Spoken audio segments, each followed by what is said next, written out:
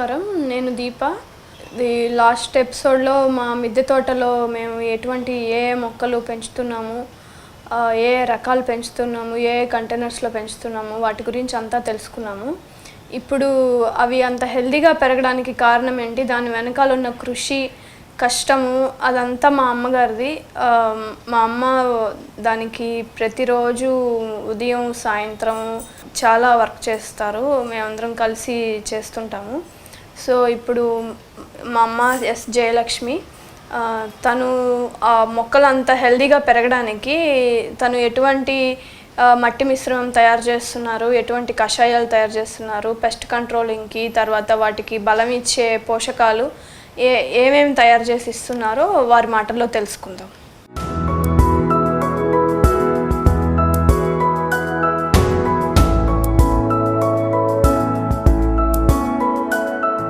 నమస్తే అండి, నా పేరు జయలక్ష్మి.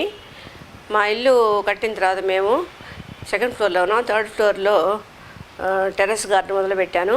కోతుల బెడద ఎక్కువగా ఉన్నందువల్ల మేము పూల మొక్కలు, క్రోటన్స్ మాత్రమే పెంచేదాన్ని. 5 years బ్యాక్ మళ్ళీ మేము ఇంకా పైన 4th floor 5th floor వేసిన తర్వాత అక్కడ కూరగాయ మొక్కలు, పండ్ల మొక్కలు అన్నీ మొదలుపెట్టి చేస్తున్నాము. దానికోసం మట్టి నేనే తయారు చేసుకుంటాను ఇంట్లో. పూర్వంలో దిబ్బ తయారు చేసి ఎట్లయితే పొలాలకు వేస్తారో అట్లాగే నా బిన్స్లో మంచి ఆరోగ్యంగా ఉండాలని మా ఎరువు నేను ఇంట్లోనే తయారు చేసుకుంటున్నాను.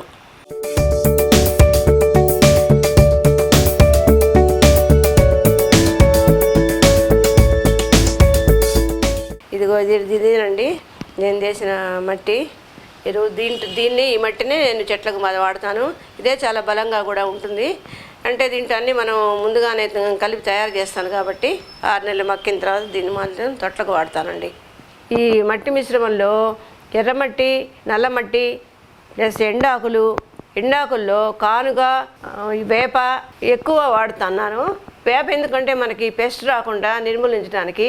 మళ్ళీ కొన్ని జిల్లేడు కూడా వేస్తాను. ఆ జిల్లేడు కూడా మనకి వేరు పురుగు రాకుండా చేయడానికి బాగా ఉపయోగపడుతుంది అన్నమాట. ఇవన్నీ వేసి 6 నెలలు బాగా మక్కబెట్టి దాన్ని మనం తొట్లకి వాడుకోవచ్చు అన్నమాట.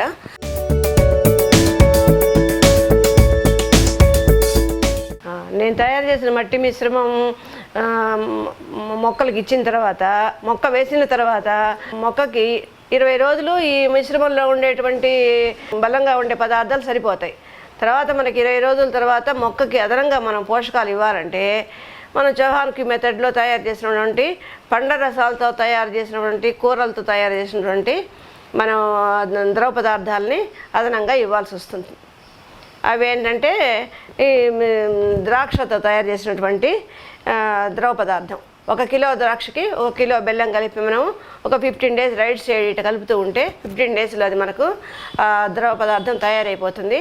తర్వాత దాన్ని ఒక 20 ml తీసుకొని 20 liters బకెట్లో వేసేసి అన్ని ప్రతి చెట్టు వేరుకి వేస్తూ ఉంటే మనకు అదనమైనటువంటి పోషకాలు చెట్టుకు అంది చెట్టు బాగా ఇంకా బలంగా ఎదగటానికి తోడ్పడతాయి.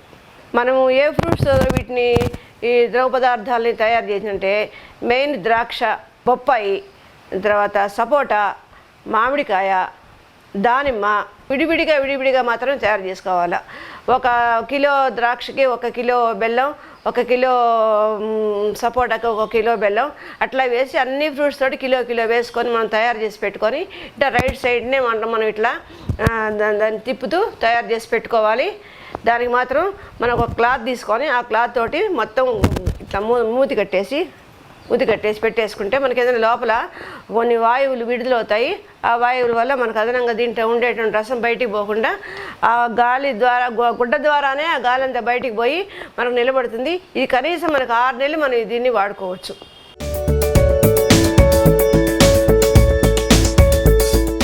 ఇప్పటి వరకు మనము మంచి మట్టిని తయారు చేసుకొని చెట్టుకి ఇచ్చాము. చెట్టు బాగా బలంగా ఎదిగింది. దానికి మనకి ఎక్కువగా మనకు జూన్ నుంచి డిసెంబర్ వరకు ఒక రకమైనటువంటి పురుగులు, డిసెంబర్ నుంచి మనకు మళ్ళీ ఏప్రిల్ వరకు మళ్ళీ ఒక రకమైన పురుగులు మనకు ఆశిస్తూ ఉంటాయి చెట్లని.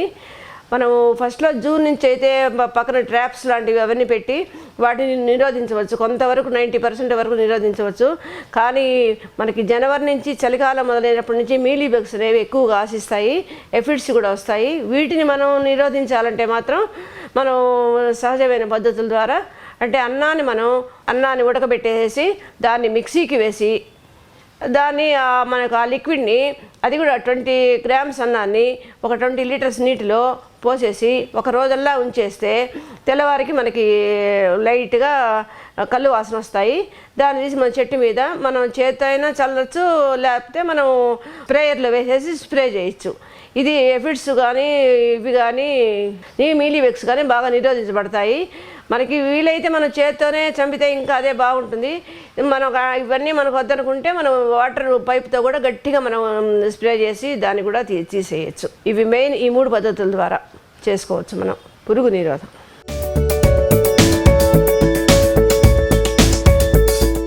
పురుగు ఆశించకుండా ఉండటానికి ఇది మరి ఒక ద్రావణం అన్నమాట.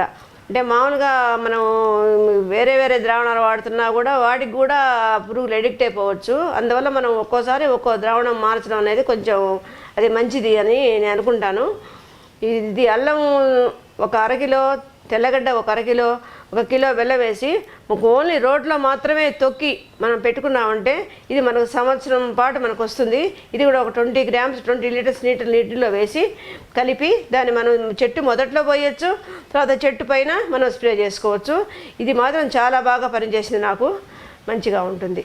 1 కిలో తెల్లగడ్డ, 1 కిలో బెల్లం వేసి మనం తొక్కి దీన్ని ఇట్లా వేసిన దాన్ని రైట్ సైడ్ మనం ఇట్లా తిప్పుతూ ఉంటే ఇది మనకు తయారైపోతుంది.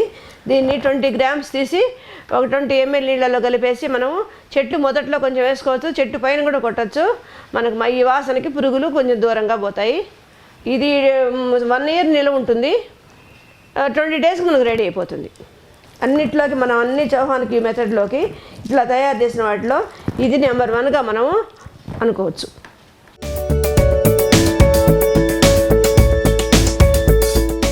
ఇది కోడిగుడ్డు పొట్టు అండి. దీన్ని మా ఇంట్లో వాడే కోడిగుడ్డు ద్వారా కానీ, మా పిల్లల దగ్గర నుంచి కానీ, మా పని వాళ్ళ దగ్గర నుంచి కానీ అన్నీ నేను కలెక్షన్ చేస్తాను. దీన్ని మనము మిక్సీలో వేసి పొడిగా చేసి పెట్టుకొని ఆ పౌడర్ని టమాటా చెట్లకి ఎక్కువగా వాడవచ్చు. ఎందుకంటే వంకాయ కానీ ఏదైనా చెట్టు పువ్వులు మనము కాయగా మారకుండా రాలిపోతుంటే ఇది బాగా పనిచేస్తుంది. మనం 5 గ్రామ్స్ మాత్రమే ఒక్కొక్క చెట్టుకి మనము మొదట్లో ఇచ్చి అమ్మిన తర్వాత దాంట్లో మనం నీళ్లు పోసుకుంటే చెట్టుకు కాల్షియం బాగా అదనంగా అంది మనకి ఈల్డ్ బాగా వస్తుందండి.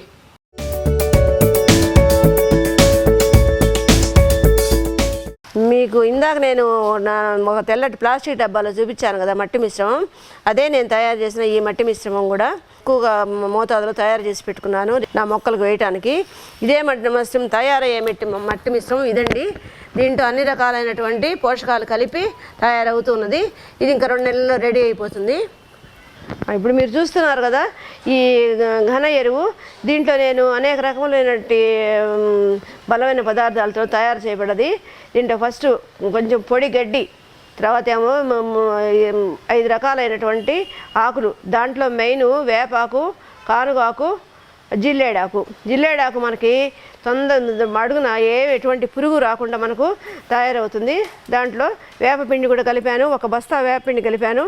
తర్వాత ఏమంటే నల్లమట్టి, ఎర్రమట్టి అన్నీ లేయర్స్గా వేసి ప్రతిరోజు నీళ్లతో తడుపుకుంటూ మనం ఉంటే ఒక 2 నెలలకి ఇట్లా గట్టిగా బిగుసుకుపోయినట్టు అవుతుంది. మళ్ళీ 2 నెలల తర్వాత మళ్ళీ ఒకసారి తిరగొట్టాలి. తిరగొట్టిన తర్వాత మళ్ళీ అంతా ఇట్లాగే వరుసగా పేర్చుకుంటూ పోతే మళ్ళీ అది 2 నెలలకి మనకి ఎరువుగా తయారైపోతుంది. దీంట్లో అదనంగా మేము సల్ఫర్ కోసం ఎర్రగడ్డ పొట్టు కూడా కలవబడ్డది. తర్వాత దాన్ని తీసి మేము తొట్లో వేసే ముందు మాత్రం బొగ్గులు కలుపుతాము, కొంచెం సన్న బొగ్గు కలుపుతాము. ఆ బొగ్గులో కార్బన్ డైఆక్సైడ్ అంతా లాగబడి అది మనకి ఎరువు చాలా బాగుంటుంది.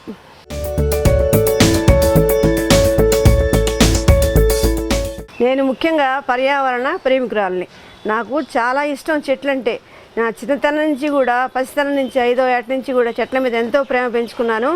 ఈనాటి నాకు ఈ అవకాశం చెక్కి మా వారి ప్రోద్బలం వల్ల నేను ఇవన్నీ చేయగలుగుతున్నాను. మా అమ్మాయి దీప నా పక్కన ఉన్నది.